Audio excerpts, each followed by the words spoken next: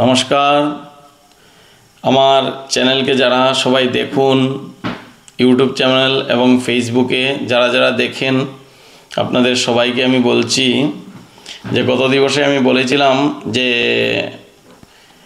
কুম্ভ রাশি, মীন রাশি এবং সিংহ রাশি, কন্যা রাশির খুবই একটু সময় খারাপ।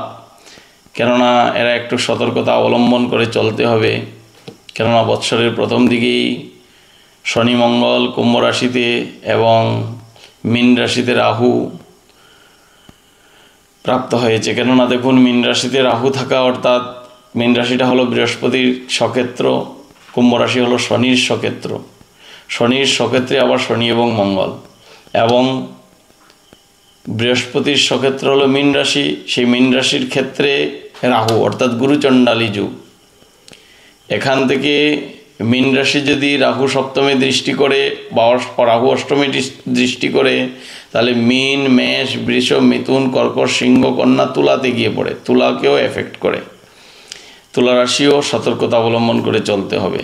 অষ্টমে দৃষ্টি হয়ে যায়। শনি মঙ্গল সপ্তমে দৃষ্টি হয়, তাহলে সপ্তমে যদি দৃষ্টি হয় শনি মঙ্গলের, তাহলে দেখুন এদিকে বিশেষ করে মীন, মেষ, বৃষ, মিথুন, কর্কট, সিংহ, কন্যা রাশিতে বেশি এফেক্ট। তো কন্যা রাশি হলো বুধের স্বক্ষেত্র স্থান, বুধের তুঙ্গী স্থান। তো গতিকে কন্যা রাশি বুদ্ধিভ্রষ্টের যোগ। এবং যাদের দেখা যায় যে কুম্ভ রাশি, মীন রাশি, এদের বৈবাহিক ক্ষেত্রে বাধা আসবে। বিবাহের ক্ষেত্রে কারো বিবাহ হতে চলছে, তাহলে বিবাহের ক্ষেত্রে দেখবেন অনেক দেরি হতে লাগবে, বা বিবাহ নষ্ট হয়ে যাবে। কোনো জায়গায় কথা সাব্যস্ত হবে, সেই কথা ভেঙে যাবে।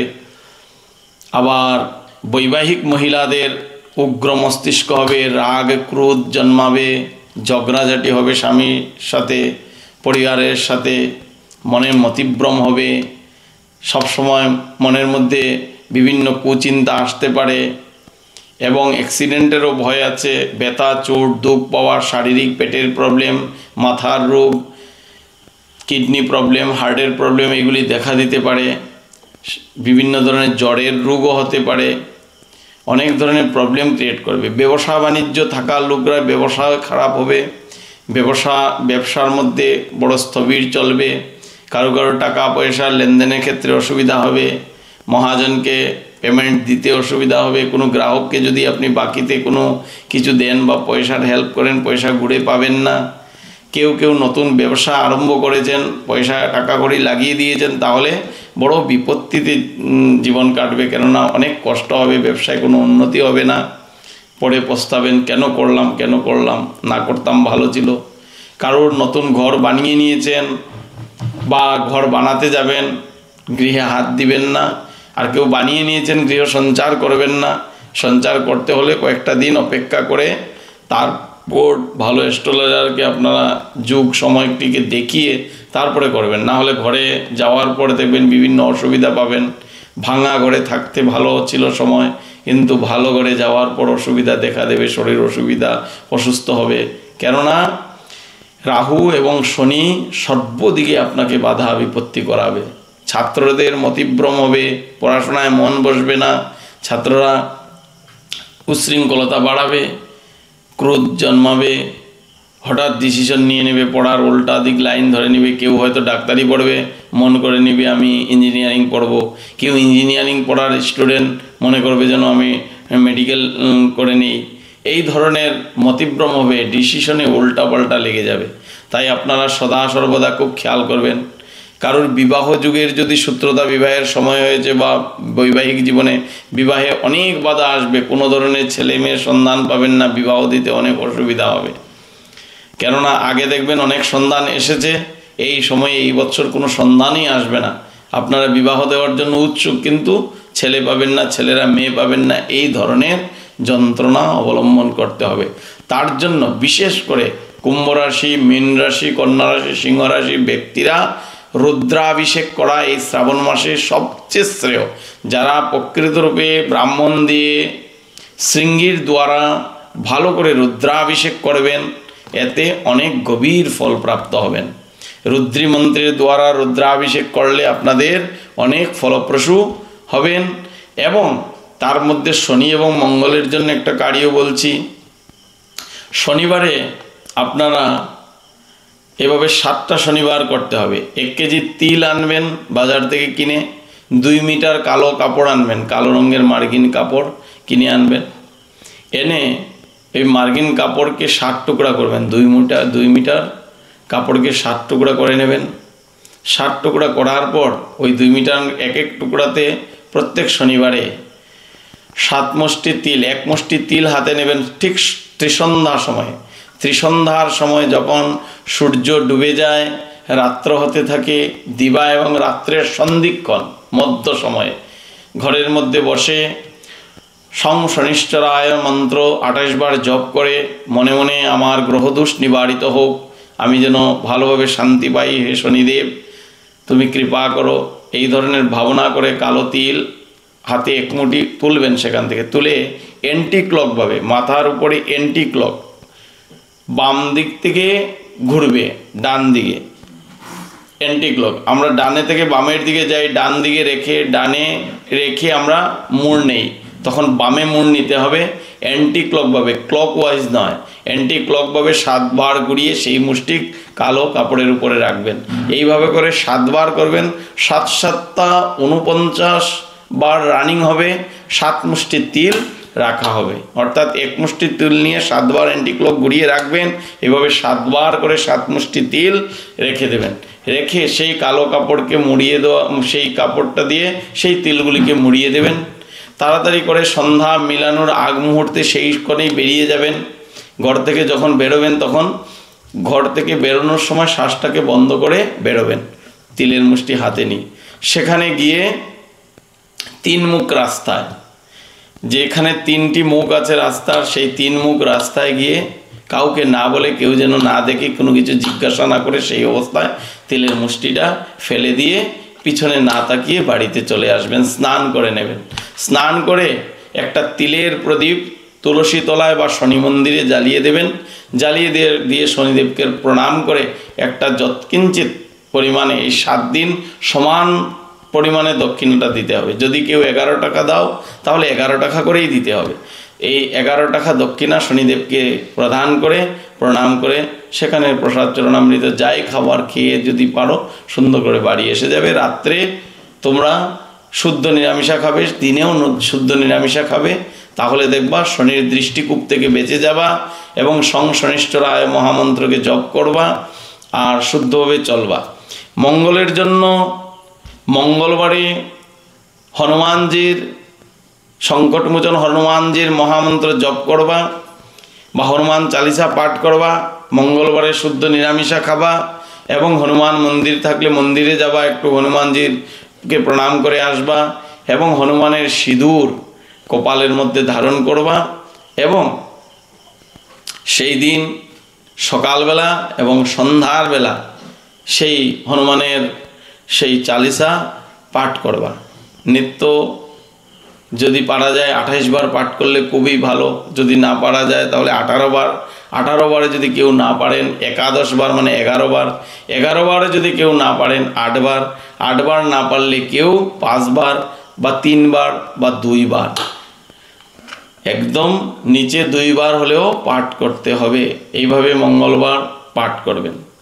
বৃহস্পতি যাদের অশুদ্ধ হয়েছে, যেমন মীন রাশির ঘরে বৃহস্পতি, যাদের মীন রাশি বিশেষ করে, তারা বৃহস্পতিবারে 4টা পিলা কালারের লেবু অর্থাৎ সেই আমরা যে ঘরে যে খাই লেবু, সেই লেবু 4টা হলুদ হয়ে গেছে, পিলা কালার হয়ে গেছে, হলুদ হয়ে গেছে, পেকে গেছে, সেই 4টা লেবু এবং 400 গ্রাম চানার ডাল, 400 গ্রাম চানার ডাল, 4টা লেবু নদীতে গিয়ে জল প্রবাহিত করতে হবে সেই বৃহস্পতির জন্য, বৃহস্পতির শুদ্ধির জন্য।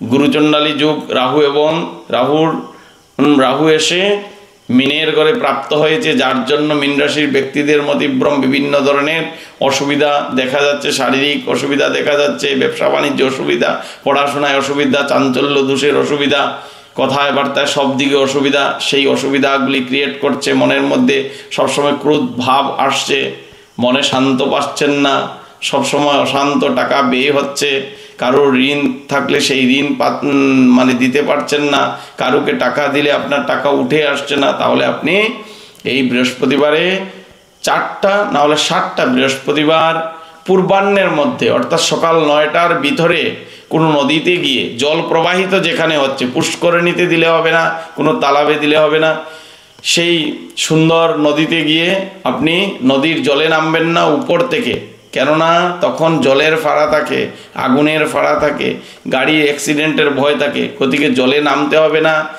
জলের উপর থেকে কাউকে সাথে নিয়ে যাবেন, নিজের পরিচিত ব্যক্তি, তাকে দেখবেন বলে আমাকে একটু দেখে রাখিস, আমি সেই জলের পাশে গিয়ে আমি নদীতে জল প্রবাহিত করতে যাচ্ছি কিছু, বাস নদীর সামনে গিয়ে আপনি তটিনী গঙ্গাকে হাত জোড় করে বলবেন, আমি বড় গ্রহের কবলে পড়েছি, হে তটিনী মা গঙ্গা, সদ্য পাতক সংহন্তি, সদ্য দুঃখ বিনাশিনী, সুখদা মুক্ষদা গঙ্গা গঙ্গৈব পরমাগতি, হে ভগবতী মাতা গঙ্গে, তুমি কৃপা করো যেন আমি এই গ্রহদোষ থেকে মুক্তিপ্রাপ্ত হই। তার জন্য সেই মনে মনে নমন জানিয়ে নিজের মনের যে ভাবনা মনোকামনা করে সেই বৃহস্পতির সেই বস্তুকে নদীতে জল প্রবাহ করে দেবেন। এইভাবে চার বৃহস্পতিবার নতুবা 7 বৃহস্পতিবার করবেন, দেখবেন আপনার সমস্ত কিছু ভালো হতে শুরু হবে, শান্তি পাবেন। এটা হলো বিনামূল্যের চিকিৎসা। আর যদি এর থেকে বেশি ধরনের অসুবিধা প্রাপ্ত হয় তাহলে যোগাযোগ করবেন ভালো অ্যাস্ট্রোলজারের সাথে, যোগাযোগ করে ভালো জ্যোতিষের সাথে যোগাযোগ করে আপনারা সেই জ্যোতিষ ক্রিয়া করাবেন, তিনিদেরকে গিয়ে বলবেন, তিনিরা দেখে আপনাদেরকে সঠিক উপচার করে দেবেন, তাতে আপনারা বড় নিরসন পাবেন, কোনো ধরনের অসুবিধা হবে না। আর সব সময় যত কিছুই খারাপ সময় আসুক না কেন মনে রাখবেন যে ঈশ্বরের নাম শনি, রাহু, কেতু, মঙ্গল, শনি, এই মারক গ্রহগুলিকে যদি এই মারক গ্রহগুলির সময় যখনই মানুষের জীবনে আসবে মনে রাখবেন সব থেকে বড় শুদ্ধতাটাই হলো মানুষের জীবনে সেই গ্রহ থেকে বাঁচার একমাত্র উপায়। কেননা শুদ্ধতাটা যদি বজায় না রাখতে পারি গ্রহগুলি আমাদেরকে অ্যাটেক করবে বেশি। দেখবেন যাদের রাহুর দশা, যাদের কেতুর দশা, যাদের মঙ্গলের দশা, শনির দশা, এই সময়ে মানুষ খুব মদিরা পান করে, খুব খারাপ সঙ্গ করে, খুব বাজে নেশা করে, মানুষের জীবন নষ্ট হতে থাকে, জুয়ায় দান দেবে, খারাপ সঙ্গ করবে, খারাপ জায়গায় যাবে, অসৎসঙ্গ করবে। কেন করে? ওই খারাপের ভাবনাতে টেনে নিয়ে যায় গ্রহগুলি। তখন যদি সেই ব্যক্তি খারাপ সময়ে ঠাকুরের আশ্রয়ে থাকে, ভগবানের মন্দিরে যায়, সবসময় শুদ্ধ সাত্বিকতাকে অবলম্বন করে চলে, মনকে পবিত্র করে চলে, তাহলে দেখবেন তার কখনো কোনো অসুবিধার কবলে পড়তে হবে না, সে শান্তি পেয়ে যাবে। সব থেকে বড় মন্ত্র হলো হরে কৃষ্ণ কৃষ্ণ কৃষ্ণ হরে হরে, হরে রাম রাম রাম হরে হরে। এই তারক ব্রহ্ম মহামন্ত্রকে সকালবেলা উচ্চস্বরে যত জুড়ে পারা যায় পাঠ করবে 108 বার। আবার নিজে মনে মনে বসেও যদি ঠাকুর করে বসে করের মধ্যে গণনা করে 108 বার সেই গ্রহের কথা ভেবে যে হে গোবিন্দ, হে কৃষ্ণচন্দ্র, হে জগৎবিহারী, এতে মহামায়ার পাশে বসে হোক, শিবের পাশে বসে হোক, যে দেবদেবতা তোমাদের বাড়িতে আছেন তাদের সম্মুখে বসে সুন্দরভাবে তুমি যদি হরিনাম মহামন্ত্র জপ করো তাতে তোমার নিরসন হয়ে যাবে। আর কি এর মধ্যে বিধান, এইগুলি বিধানকে সবাই মানবে না। যদি সেই সময়ে গ্রহের কবল থেকে বাঁচতে হয় তাহলে গলায় তুলসীর মালা পড়ো, গলায় তুলসীর মালা পড়ো, হরিনাম করো, এটা বিনা পয়সার ঔষধ, তাতে অনেক শান্ততা অবলম্বন করবে। যাদের মূল খরচ করার শক্তি নেই, টাকা পয়সা কম আছে, তাদের জন্য এই ধরনের প্রতিকার। আর যাদের টাকা পয়সা আছে অ্যাস্ট্রোলজারের কাছ থেকে গিয়ে তারা স্টোন নিচ্ছে, তারা সেই ধরনের গ্রহমূল ব্যবহার করছে, কবচ পড়ছে, অনেক ধরনের ব্যবস্থায় তারা চলতে পারবে। কিন্তু যারা দরিদ্র সীমারেখার নিচে আছে তাদের জন্য এর থেকে বড় ঔষধ কিছু নেই। ভক্তিমতীকে, ভক্তিদেবীকে গলায় ধারণ করলে যত ধরনের অসুর আসুক না কেন, গ্রহ থেকে ধরে জীবনের যত ধরনের মহা পাপী বস্তু আপনাকে আশ্রয় করতে অনেক সময়ের প্রয়োজন হবে। নিষ্ঠাটাই হলো মানুষের জীবনের সব থেকে বড় অস্ত্র। এই অস্ত্রের দ্বারা সমস্ত গ্রহ, রাহু, কেতু, শনি, মঙ্গল আদি থেকে ধরে সবাইকে নিপাতিত করা যায়।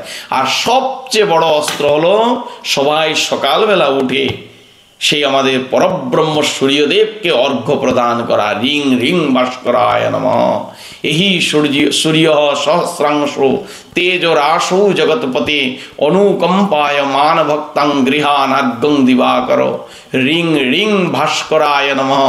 এই মন্ত্রে তামার গটিতে একটু জল নিয়ে তার মধ্যে পারলে কয়েকটা দুর্বা, কয়েকটা অক্ষত আতপ চাল, কয়েকটি সেই লাল পুষ্প যদি দেওয়া যায়, একটু অগুরু কর্পূর দিয়ে সুন্দরভাবে একটু রক্তচন্দন, যেটাকে আমরা লাল চন্দন বলি, সেই লাল চন্দন একটু দিয়ে জলের মধ্যে দিয়ে আর সুন্দর করে সেই তাম্র পাত্রে নিয়ে সূর্যদেবের সম্মুখে দাঁড়িয়ে সকালবেলা যদি সূর্যদেবকে আবাহন করে, হে ব্রহ্ম, হে দিবাকর, হে পরব্রহ্ম, হে কৃষ্ণিগর্ভায়, হে কৃষ্ণিসুত, হে মরিচায়, হে মরুতায়, হে অর্কায়, হে রবয়ে, হে ভানবে, হে দিবাকর, হে ভানু, হে রবি ভাস্কর, তুমি কৃপা করো যেন আমরা এই গ্রহ থেকে মুক্ত হতে পারি। এই ভাবনা করে যদি কেউ তার কাছে অর্ঘ্য প্রদান করিতে পারে, তাহলে অনেক শান্তি অবলম্বন করবে। 100% গ্যারেন্টি এটাই।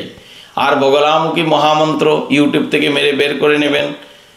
হ্যাঁ, রাহুর বীজ মন্ত্র পেয়ে যাবেন, বগলামুখী মহামন্ত্র পেয়ে যাবেন। এই মন্ত্রগুলিকে জপ করতে পারলে আরও ভালো।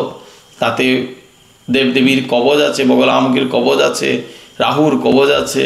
এইগুলিকে পাঠ করতে পারেন, তাহলে আরও মুক্তি পেয়ে যাবেন, শান্তি পাবেন। আর শ্রাবণ মাসের সময় শিবজিকে আপনারা রুদ্রাভিষেক করুন, এতে দেখবেন আপনাদের অনেক শান্তি অবলম্বন করবে। অনেক অনেক ভক্তরা ভিডিওতে আমাকে বা কমেন্টের মধ্যে বলেছেন, আমার অমুক রাশি, এই রাশিতে আমার কি করা দরকার, একটু খেয়াল করে চলার জন্য তারা চিন্তা করছিলেন বা তাদের প্রতিকার চাইছেন, আমার কি করা কর্তব্য। আমার মীন রাশি, আমার কুম্ভ রাশি, আমার কন্যা রাশি, আমার সিংহ রাশি, এরা বলছেন আমাকে। আমি হয়তো ভিডিওটাকে ছাড়তে আপনাদের কাছে একটু দেরি হয়ে গেছে, তবে আপনারা 2-3 দিন দেরিতে কিছু হবে না, সারা বৎসর আছে, আপনারা করে যান, দেখবেন আপনাদের অনেক ফল প্রাপ্ত হবে। সত্যি সত্যি ভগবান আপনাদেরকে কৃপা করবেন। আর এই ধরনের ভিডিও আপনারা পেয়ে যাবেন। আমি একটা একটা করে রাশির সব রাশিগুলিরই বলে যাব। পরবর্তী সময় আমি অনেক কমেন্ট পেয়েছি, মকর রাশি, মেষ রাশি, তারপর সেই বৃষ রাশি, কন্যা, সেই তুলা রাশি, এরাও বলছেন যে আমার এই রাশি কিভাবে আমাদের চলতে হবে একটু বলুন। তা আমি ঠিক আছে পরবর্তী ভিডিওতে দেব, তবে আপনারা একটু কমেন্ট করবেন। কমেন্ট করলে বোঝা যায় যে না অমুক ভক্তের চাহিদা আছে বা দেখছেন। তা আমি মনে করি যে আমার মনে একটু ইচ্ছা জাগবে যেটা ভিডিওটা করি, বা ভিডিও করে একটু কষ্ট করে আমি ভিডিওগুলিকে ছাড়ি।